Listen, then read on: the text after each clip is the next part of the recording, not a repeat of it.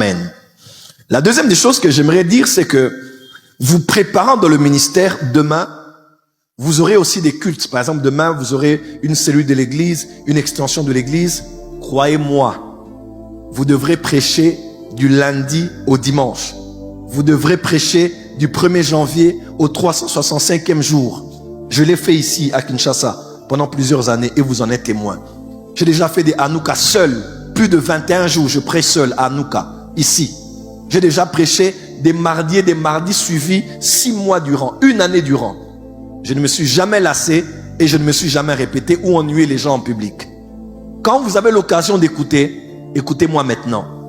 Parce que quand tu m'écoutes maintenant, tu apprends. Et il y a des révélations que Dieu te donne seulement pendant que tu m'écoutes. Plus tard, prophète Kainos, quand tu seras chez toi à Brazzaville, tu voudras prêcher, tu chercheras mes prédications en ligne. Pasteur Faïta, en Zambie, tu commenceras à chercher. Il avait prêché ça, il avait dit ça. Et quand tu vas recourir à ce que j'avais dit une année passée, tu n'auras plus les mêmes révélations que tu as pendant que tu m'écoutes maintenant. Voilà pourquoi écoutez-moi maintenant très bien. Parce que je vous forme demain, vous aussi à être quelque part et à nourrir les autres. Alléluia. Quand vous êtes pasteur, la pastorale ça coûte. Il y a des dimanches où vous n'aurez pas envie de prêcher, mais vous devrez prêcher. Il y a des mardis où vous n'aurez pas d'inspiration, mais vous devrez prêcher. Et Dieu vous a donné un Père qui vous enseigne, apprenez pour vous et apprenez pour apprendre aux autres. Ainsi je dis, à l'instar de Paul à Timothée, ce que je vous confie maintenant, gardez-le bien et confiez cela aussi à d'autres qui eux aussi auront l'habilité de le confier à plusieurs autres. Amen. Premier point que j'ai donné, 10 commandements pour réussir dans le ministère. À vrai dire, quand j'ai répertorié, j'en ai plus de 18. Mais des 10, j'ai trouvé important de les présenter parce que ils englobent, excusez-moi, les commandements, ils englobent pratiquement la majorité de tout ce que j'ai à dire. Premier commandement, découvre le plus tôt que possible ta mission et ta place dans les desseins de Dieu. Avant tout, tu dois savoir qui tu es. Avant tout, tu dois savoir ce pourquoi Dieu t'a appelé. Avant tout, si tu es prédicateur, tu dois savoir quel est ton message. Avant tout, tu dois savoir quelle est ta spécificité. Dans Joël chapitre 2, en mentionnant une armée qui aura à apparaître sur la terre dans les derniers jours, puisque Joël parle des derniers jours, n'est-ce pas? On peut appliquer Joël 2 au début dans plusieurs contextes. Mais si on le met dans le contexte de l'armée du temps de la fin, la Bible déclare « Chacun va son chemin sans s'éloigner de sa route ». Qu'on décrit chaque soldat, chaque membre de cette armée. Chacun va son chemin sans s'éloigner de sa route. Alors dans cette grande armée que Jésus suscite, qui va gagner les âmes, former des disciples, celles de la terre, lumière du monde, qui vont pénétrer les sphères, qui vont glorifier Jésus au sommet des montagnes, qui vont préparer l'église pour qu'elle rencontre le Seigneur en étant pure, sans tache, ni rien de semblable. Dans cette armée-là, chacun devra connaître sa place et ne pas s'éloigner de sa route. Voilà pourquoi avant tout, tu dois découvrir quel est ton appel. Quelle est ta spécificité? Tu es prophète, il y a beaucoup de prophètes. Mais en quoi ton appel prophétique est différent de tous les autres prophètes? Tu vas chanter, oui, mais tout le monde chante aujourd'hui. En quoi ton appel de chanteur va te distinguer de beaucoup d'entre nous? Il y a un chanteur que j'aime énormément dans le monde anglophone, c'est le frère Nathanaël Bassey, que l'on connaît. Du lever du soleil jusqu'à son coucher, sous chant, que ton nom soit sanctifié. On connaît la chanson, hein? Ah, Adonai. Il est très atypique. On l'a vu aux États-Unis lors de l'appréciation du serment de Donald Trump. Il a reçu une invitation officielle dans le cadre des cérémonies. Aujourd'hui, il fait des lives avec 500 000 personnes, 1 million de personnes en ligne. Mais tu ne le verras pas faire ce que tous les chanteurs font aujourd'hui, crier, sauter comme tout le monde. Très atypique. Il a découvert juste sa place. Et aujourd'hui, ces cantiques bénissent le monde entier. Alléluia. Ma prière, si tu as un ministère, que Dieu te fasse grâce de découvrir très tôt qui tu es, ce à quoi Dieu t'a appelé, et de rester dans ce que Dieu t'a appelé, même si ce que les autres font est bien, même si ce que les autres font devient populaire, même si ce que les autres font permet à ces personnes d'aller vite, plus loin que toi, rapidement, que tu ne changes pas qui tu es, que tu ne changes pas ton message, ta particularité, ta grâce et que tu ne quittes pas de ton lieu. Dis amen très fort.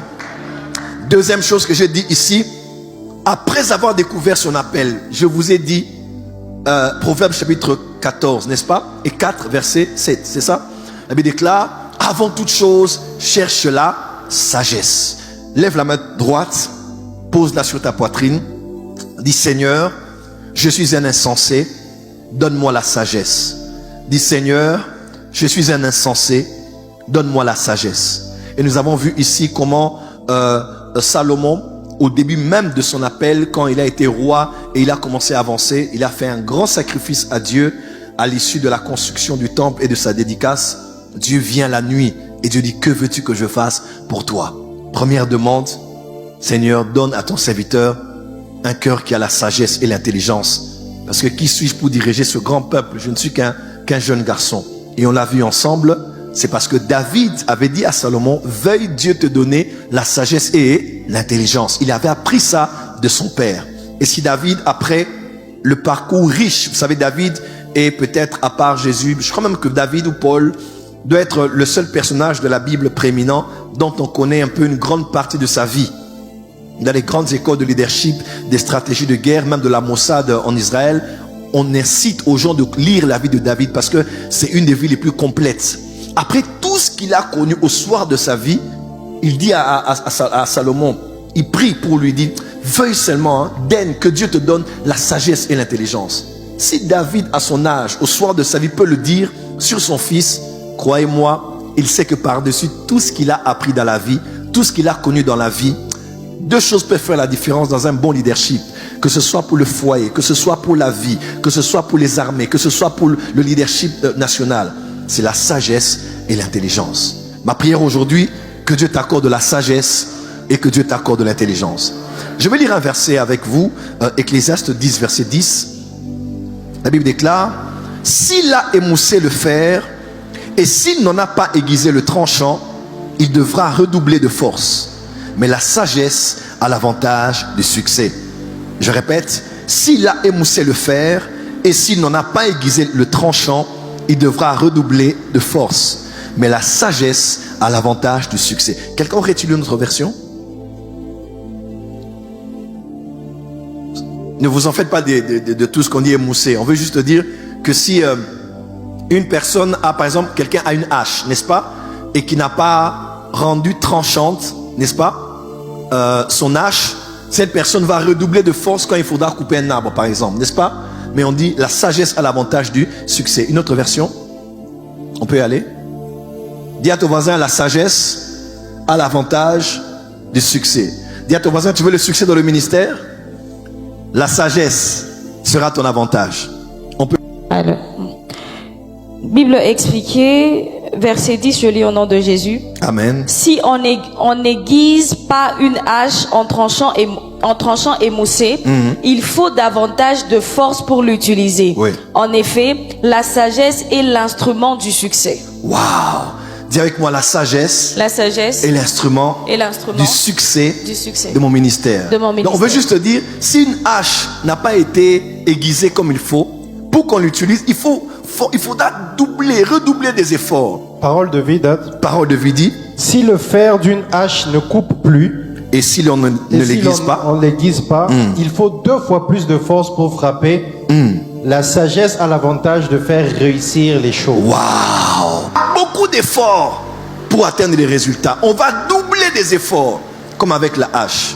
Mais ce qui peut te donner d'avoir des résultats directs, des résultats efficaces, des résultats durables, c'est la sagesse.